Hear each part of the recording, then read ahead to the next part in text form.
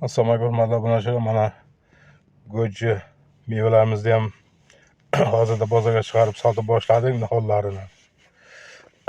Mana shunaqa ko'rinishda bularning nihollarimiz. Bular 1 yillik ko'chatlar. Buni ekilishi, jarayonlarini hammasini ko'rsatib, ularsa bir bu niholdan olib ekkandan keyin bir 2 yilgacha qo'ng'irolashib yuringizlar. Bu to'liq o'zlaringizdan bir mutaxassis bo'lib shu go'ji sohasiga mutaxassis bo'lganingizdan keyin bemalol o'zlaringiz mustaqil rivojlantirib ketaverasizlar. Buni sal injiq tomonlari ham bor. Buni tushunmasdan turib o'qib qo'yadigan bo'lsangiz, ko'p maza qilmaydi. Birinchi yil suvni yaxshi xohlaydi, ikkinchi yilga o'tib suvni ko'p xohlamaydi. Chunki ko'p ham suv ichilmaslik kerak. Tagida suv ko'llab qolmaslik kerak. Agar ko'llab qoladigan bo'lsa, sutkalab turib qoladigan bo'lsa, suv quritib qo'yadi. O'sha uchun shu tomonlarga e'tiborli bo'lish kerak. Keyin buni o'sgandan keyin mana shakl berishlari bor.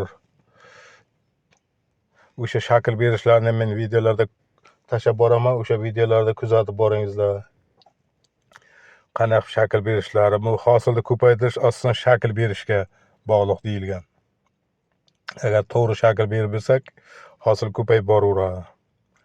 Agar noto'g'ri shakl berib qo'yadigan bo'lsak, hosil kamayadi. Nega обязательно har yil shakl berish kerak. Shakl bermaydigan bo'lsak, bir o'zimizga bo'yin egmay qoladi, bir pattazorday bo'lib.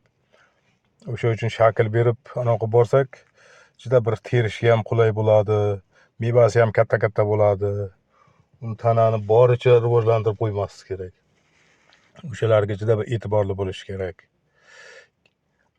Buni keyin ekkanda ham quyosh tushadigan joyga ekilish kerak. Mana daraxt soyasiga ekilmasi kerak. Yo bir teplitsaga, yo bir devorda soyasi tushib qolmasi kerak. Iloji bir chekkaroqdan o'zini отдельнигina qilib ikkita ekiladigan bo'lsa, joyi kelganda bunga setga o'rashga ham to'g'ri keladi. Setga o'rashga qoladigan bo'lsak, buni ham ko'rsatib tushuntirib beraman. Oddiy bir rekadan olib turib hozir mana 4 setkalar chiqib ketdi. O'shandan qoplab qo'ysangiz, chunki mushayt qilmaydi-da. Qushlar ham, boshqasi ham bitta pishsa ham sizga qoladi, to'liq pishgan bo'lsa ham sizga qoladi. Agarda buni pishib turgan chumchuqlar, qushlar ko'radigan bo'lsa, bittaga bitta yeb qo'yadi. O'sha uchun u tomonlarni ham o'rgatib tushuntirib boraveraman. Faqat birgalikda, hamkorlikda tushunmagan joylarimizda qo'ng'iroq qilib, so'rab, surishtirib, maslahatli yaxshi-da. Maqsad shu to'g'ri yo'lga qo'yish. Keyin dalcha o'zlaringiz o'qib ketaverasizlar, rivojlantirib. O'sha uchun doim maslahatli bo'lingizlar. Videolar kuzatib boringizlar. Tushunmovchilik bo'lsa videolarda yozingizlar ham bu mana bu yerga tushunmayapman deb. Bu yagida gojimiz yaqinda mana shunday qilib nomi o'zgarishi mumkin, ehtimoli bor. Chunki goji deb sotishimga salgina taqiq chiqyapti. Yana ham shoshib qolmangizlar, bu nima ekan bu gojetda.com degani deb. O'sha gojini nomi o'zgaryapti. Chunki taqiq qo'yilyapti-da, men ham sotmaysan, yagida goji deb. Hay, sotmasak nima qilamiz endi? Nomini o'zgartiramiz, xalqqa o'rgatamiz shu narsaga. O'zimizda bilasizlar, sal bo'laversa egasi chiqaveradi. O'sha uchun e'tiborli bo'lingizlar, doim kuzatib boringizlar. Mana bu qurigan mevalarni mana shunday holatda tozalab bozorga taqlayapmiz. Endi tozalaganimiz burada qashaq, pushak degan narsalar bo'lishi mumkin-da tarkibida. Tergan payt qo'shilishi mumkin. O'shalardan tozalab, sarishta qilib, keyin upakovkalar qilib, buni anaqa yuklaymiz-da. Upakovka qilamiz paketchalarga, kiloliklarga.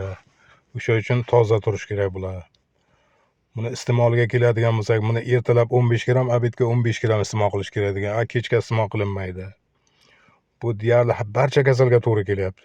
Faqat mumkin emas degan joylari ham bor. Yosh bolalarga, mana 3 yoshdan pastki bolalarga mumkin emas, homilador ayolga mumkin emas, emizikli ayolga mumkin emas, temperatura qilib turganda mumkin emas, qizil narsaga allergiyasi borlarga mumkin emas, gemoroyi oshqozonda yarasi bo'lib turib qon ketib turgan bo'lsa mumkin emas, ayollarimiz fayz ko'rgan bilan mumkin emas. Keyin mana qonni suyultiruvchi dorilar qo'shib ishib yuradi. Qonni suyultiruvchi dorilar ishib yurgan insonlar bor. Ularga buni qo'shib ichmaslik kerak. dorini to'xtatishga, o'zi qonni yaxshi yultirib beradi-da bu. O'sha uchun ayrim dorilarga iloji bo'lsa постепенно dorilardan hammasidan chiqish kerak. Raz bu mevaga o'rganyapsizlarmi, dori umuman ichmaslik kerak. Dorini ishini hammasini qilib beradi bu. Yurakga ham quvvat beradi, jigarni ham yaxshi tozalaydi, jigar seriyozlarga ham, deyarli barcha kasalga to'g'ri keladi. Hozir men faqat oq dog'larni anavi qilyapman, oq dog'ni ko'rsatsa bo'ladi-da, masalan, uni sahrni yo davillarni ko'rsatib tushuntirib bo'lmaydi xalqqa. Mana davilnasi bordi, yo'qoldi degan bilan u ishonchi chiqmaydi-da. Mana oq dog'larni ko'rsatib boryapman, u ishonch chiqadi. Mana bu kishida bor edi, mana shu holatga keldi, ili kamaydi, ili ko'paydi degan maqsadda. Ko'zga ko'rinadigan narsalarda, o'sha uchun faqat oq dog'ni reklama qilyapman men. Deyarli barcha kasalga to'g'ri keladi. O'sha uchun qarangizlar, ichilishiga me'yordan ko'p iste'mol qilmaslik kerak. Shu mayizini quruq yeb turib orqasidan suv ichib yuborsa ham bo'laveradi, iliqroq suv. Lekin o'shani ham ko'p yeb qo'ymaslik kerak. Bo'lyapti, даже qo'ng'iroqlar bo'lyapti. Mendan olgan insonlar bir kun bittasi qo'ng'iroq qilyapti-ku, bir 100 grammdayin yeb yuboribman deb. Men aytdim, unda yemas kerak, qog'ozchada yozilgan, o'qish kerak edi. Bu tarkibi juda kuchli bo'lsa, shu uchun ehtiyot bo'lingizlar degan maqsadda aytyapman. Me'yordan ko'p iste'mol qilib qo'ymaslik kerak. Doimiy iste'mol qilaveradigan bo'lsangiz, deyarli kasalga chalinmaysiz ham, aptekaga ham ishingiz tushmaydi. Barcha kasalingizni vaqt soati bilan yengib, sog' salomat yurishingizga imkon yaratib beradi. Chunki tarkibi juda ham kuchli. Tarkibida juda ham ko'p elementlar bor. 21 ta mikroelement, 18 ta aminokislota, 8 ta polisakkarid, 8 ta bikaratin, vitaminlardan A, C, E, B, B2, B3, B6, B9, B12, omega 3, omega 6, deyarli inson sog'lom yashash uchun barcha elementlar mavjud. Faqat me'yori bilan iste'mol qilib yurish kerak. O'shanda odam sog'lom yashaydi. Buni daraxtni egonaga oilaviy iste'mol qilish kerak, oilaviy. Doim bo'lish kerak dasturxonda shu mevamizdan. O'sha uchun mayli sog' bo'lingizlar, kasal bo'lmangizlar.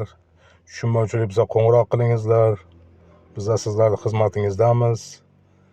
Doim birgalashib hamkorlikda ishlab boramiz. Mayli. Gojetta.com mevalarga marhamat. Sog' bo'lingizlar, yaxshi kunlar uchrashaylik.